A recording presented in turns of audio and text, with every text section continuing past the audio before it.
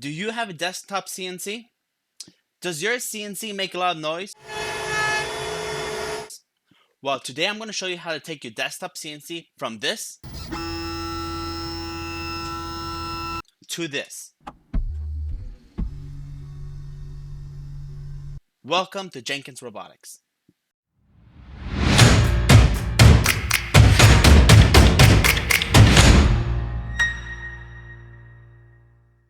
Hello, my name is Jonathan Jenkins and welcome to my new YouTube channel. On this channel, my brother and I will be designing, manufacturing, testing, and sharing some of our projects with you right here on YouTube. We are both robotic engineers, and during our daytime, we design industrial robots. But on this channel, we'll be able to design many different types of things. The goal of this channel is to take cool ideas and make real functioning devices. We'll be making all types of things: rockets, drones, and many different types of robots. We'll be doing a lot of small projects, and we'll be doing large projects. We'll be entering competitions, and most importantly, we want to make a community. So if you would like to join us, please like and subscribe below, and welcome to Jenkins Robotics.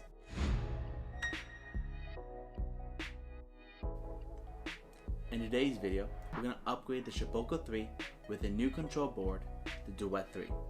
I will show you the upgrading process, and at the end we'll do a side-to-side comparison of the stock Shapeoko and the new Duet 3 powered Shapeoko 3. Let's begin by talking about the Shapeoko 3. So, as you guys know, the Shapeoko 3 is a standard desktop CNC.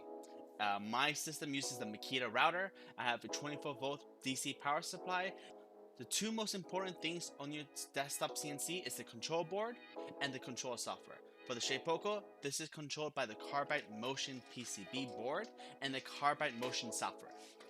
So today, we are going to be replacing both the board and the software to improve our desktop CNC. Two additional things I have is a bit setter and a bit zero. Today, we're also going to be integrating these add-ons to our new control software. The desktop CNC like a Shapeoko is fine for amateurs, but for a true maker, you want to be able to have full control of your machine, and most importantly, you want it to be able to expand to whatever operation you're doing. And for me, the standard Shapeoko is way too limited. I want to install much more things onto my Shapeoko 3, and how it is right now cannot be done. It is limited on the amount of inputs and outputs you can have. It is limited based by the power of the actual computer. So today we're gonna break the shackles of stock Shapeoko, and we're gonna install the Duet 3. So how are we gonna upgrade the Shapeoko 3? First, we're gonna go ahead and replace the control board. Second, we must go ahead and update and configure our control board to use the Shapeoko 3. And lastly, and most importantly, we have to do the integration with the tools, the add-ons, and making sure it runs good parts. So you might be asking, Jonathan, the Shapeoko can't be that bad. It works for whatever I need to do. What's the problem? Well, let me highlight the power of the stock Shapeoko 3. It uses an Arduino microcontroller. It has an 8-bit processor and only runs at 18 megahertz. It has a maximum of 4 stepper drivers with a maximum of 1/8 microstepping, and can only produce an output of 2.5 amps. It has one reserve I/O port and one spindle I/O port. And most annoyingly, it needs to be connected using USB. Now let's compare this to the Duet 3. The Duet 3 is powered by a 32-bit processor running at 300 megahertz. The Duet 3 has built-in 6 stepper drivers with up to 256 microstepping, and can produce a maximum output amperage of 4.45 to a peak of 6.3 amps. It has 9 inputs and 9 outputs. It has a web interface. This means you can connect to this control board using your phone, your PC, your Mac, any device with a web browser you can control your CNC with. I went ahead and also installed LCD screen with my Duet 3, so I have direct control on the machine. And I've also upgraded the power supply for my CNC with a 10 amp 24 volt DC power supply. With this new control board, the hardware itself will sound significantly better. Just take a look at this. This is the audio of the stock Shapeoko 3 homing.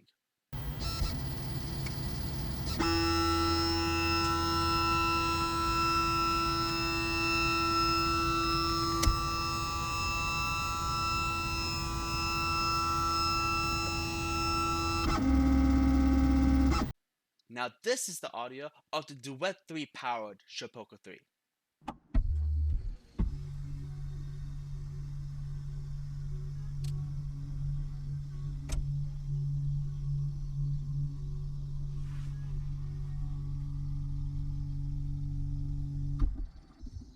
As you can see, the Duet 3 powered Shapeoko 3 is significantly quieter.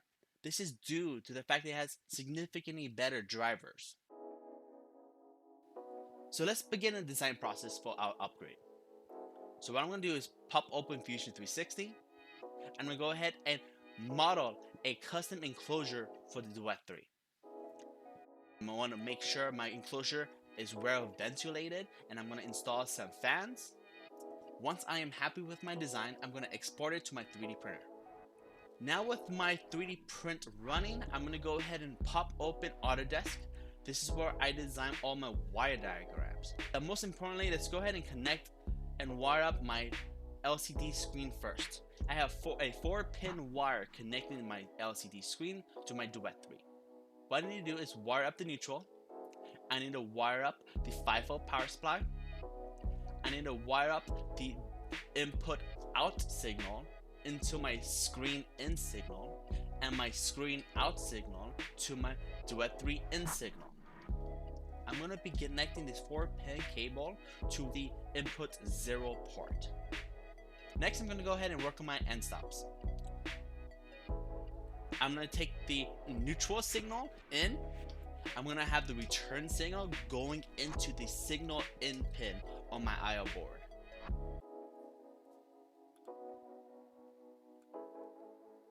Once that is completed, I'm going to go ahead and start designing the Y diagram for the sensors. The sensor is very similar to end switches. The primary difference is it needs to be able to power the electronics inside the sensor, so it will require a 5-volt power supply. All I have to do is add the 5-volt power supply into my ribbon cable. So similar to the end switches, I'm going to wire up my neutral to my input. I'm going to rewire up my return signal into the input for my Duet 3. And I'm going to take the 5-volt source and wire that up to the 5-volt input for my sensor. For my end switches, I'm going to connect that to digital input 1, 2, and 3. For my 2 sensors, I'm going to connect that to digital input 4 and 5. Last, I have to set up my fans. In order for me to connect my fans, I will need to wire in the 12-volt power supply as well as the neutral signal to each motor.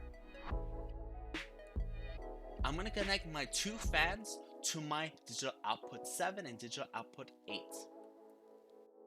Now that I have completed my Y diagram, I'm going to go ahead and print out my documentation and go to my soldering station. Now that we're at my solder station, let's go ahead and wire in the LCD screen and the Duet 3 power supply. It's quite simple. All I have to do is follow my Y diagram and make the custom ribbon cables. Connect the cable to the correct pins. Once I have the cable installed and the power supply ready, I'm going to plug it in. Looks good. The LCD turns on and I have the Duet 3 powered up. And now that I'm done with powering up the LCD screen, I'm going to go ahead and remove the SD card. plug this SD card into my computer. Alright, we're now on my computer. So on your SD card, you're going to have a lot of files. Unless you're going to be using the optional Raspberry Pi with your Duet 3, you don't need any of these files. I'm just going to go ahead and delete them. I'm going to go ahead and open up my web browser and I'm going to go to the website called Firmware Configuration. On this website, it will give you a step-by-step page to follow so you can customize your RipRide firmware for your device. We're going to go ahead and begin by selecting custom configuration. On the next page, we're going to go ahead and specify the board we're using, Duet 3. I'm going to click run in standalone mode. Next, I'm going to go ahead and name my CNC. Down here in printer geometry, I'm going to go ahead and type in the size of my machining area in millimeters from the X, Y, and Z axis. On this page, you can map your I/O on your Duet 3. I'm going to use input 1 for my X axis, input 2 for my Y axis, input 3 for my Z axis, and I'm going to use input 4 for my second Y axis that we'll set up later. If you're using a fan, you're going to specify which output you're going to be having the fans connected to. I'm using outputs 7 and 8. Lastly, I have no heaters. I'm going to delete all that. We're going to go ahead and move on to the next page. And on this page is where you configure your stepper motors. I'm going to go ahead and set up my micro stepping at 16 bits. And my steps, I'm going to leave at 80 millimeters for each axis. On this page, we're going to configure our end steps. I'm going to leave them all at switches and low end. Next, we're going to skip a few pages and go all the way to our network settings. On this page, you're going to be enabling our network and enable dynamic IP. And we're going to go ahead and move to the next page. And this is where we're going to actually download our custom firmware file. We're going to select the two buttons on top so that we can download the newest Duet web control and the RipRide firmware. And I'm also going to enable support for my LCD screen. And I'm going to select finish. I'm going to wait for all the files to finish loading, and then I'm going to download the zip file. Once the zip file is finished downloading, I'm going to extract the file. I'm going to move the two folders inside the extracted file onto my SD card. Next, we're going to go ahead and make two new folders. The first one being G-code, the second one being macro. Underneath macro, I'm going to go ahead and make a simple text document. I'm going to make a quick G-code macro to restart my network. Next, it's time to remove the SD card from our computers and plug it back into the Duet 3. We're going to plug in an Ethernet cable, and then we're going to go ahead and power out the system. Once the Duet 3 boots up, it should automatically connect to the internet and give you an assigned IP address. A message will appear on the LCD screen. If it does not appear, I will run that macro that I have made. When you go ahead and write down that IP address on a piece of paper, typing this IP address onto your web browser will bring you to the online web interface. Now that we can connect to Duet 3, it's time to finish the hardware installation and troubleshoot the machine. So I'm going to go ahead and finish that off screen, and I'll be back in a few hours. 2 hours later.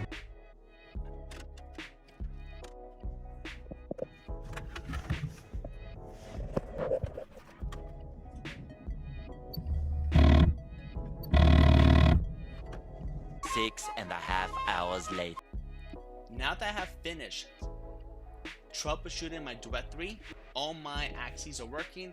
The machine is moving as intended. It will move in the X-axis, the Y-axis, the Z-axis, and it will home. It's now time to jump onto the web interface. Carbide Motion is the software used to control the stock Shapeoko. Carbide Motion is nice for beginners. It has a very clean interface. It's CNC focused. It has a variety of pre-made macros installed.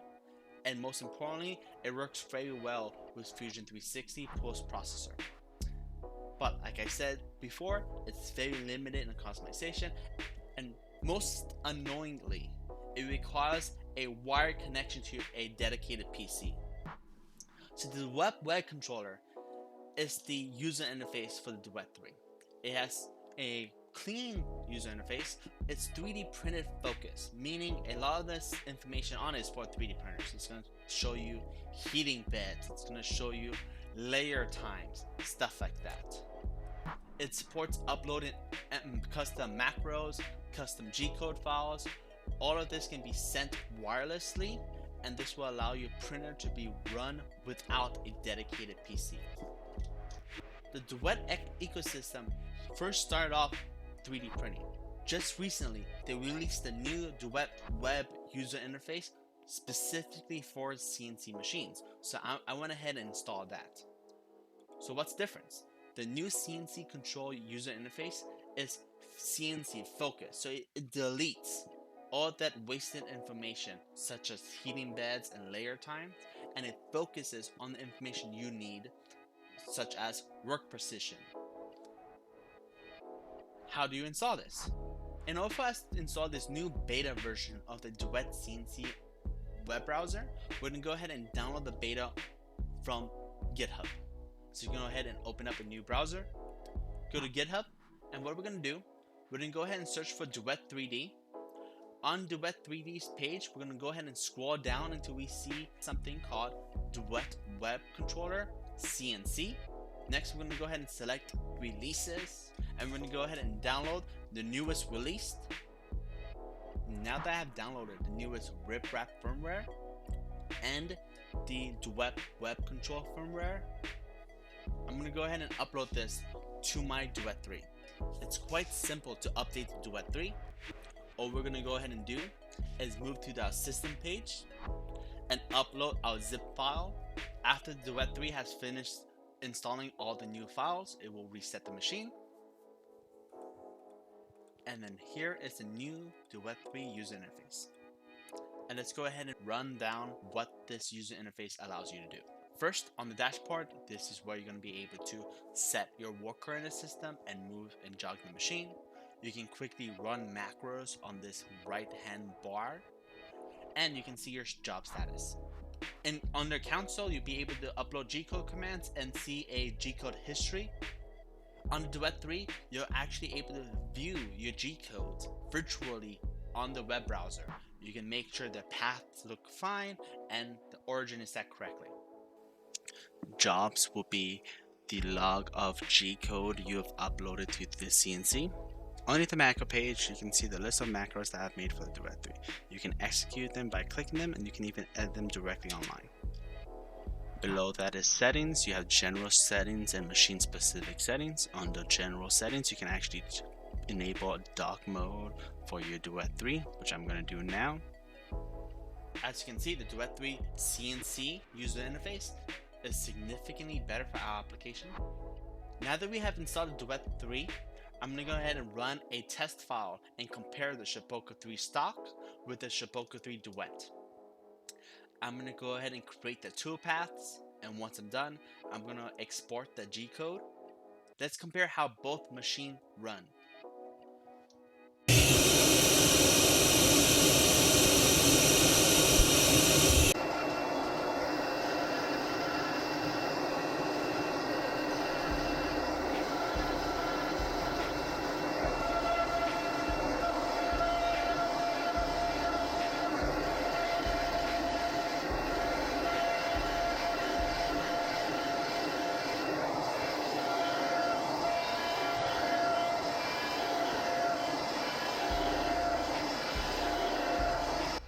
As you can see, the Duet 3 stock did complete earlier than the Shapeoko 3, but this is my fault. I forgot to match the Duet 3 velocity and acceleration settings to the Shapeoko default settings.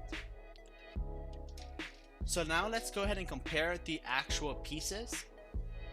According to my calibers, the stock Shapeoko and the Duet 3 Shapeoko came out nearly identical in terms of dimension. However, it seems for some reason For the circle, it's not leaving the same finish. Every other bottom face seems identical, but for the circle, the bottom face seems to be better on the stock Shapeoko than on the Duet 3. But like I said, I'm going to try to improve this in the future. So, how happy am I with the Duet 3? I'm quite happy. I feel with the new hardware, I'll be able to maximize the Shapeoko's potential significantly more. I'm going to be able to install. So with the new hardware, I feel like I can install more things, such as an automated tool exchanger, a 4th axis spindle, and a laser engraver. Right now, I feel like the Shapeoko, the Duet 3 is acceptable, but it will get significantly better with new updates and a growing community behind it. So I'm quite happy with my upgrade. That's it for the video, guys. So thank you, and see you next time.